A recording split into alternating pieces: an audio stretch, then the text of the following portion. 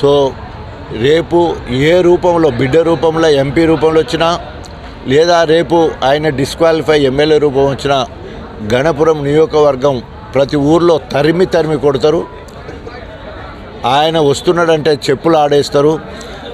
డప్పులున్న వాళ్ళంతా చావు దప్పు కొడతారు. ఎందుకంటే ఇవాళ కాంగ్రెస్ మరి ఇద్దరు మాలలకు ఒక బైన్లోనికి ఇవ్వడం వల్ల మాదిగలందరూ కోపంగా ఉన్నారు.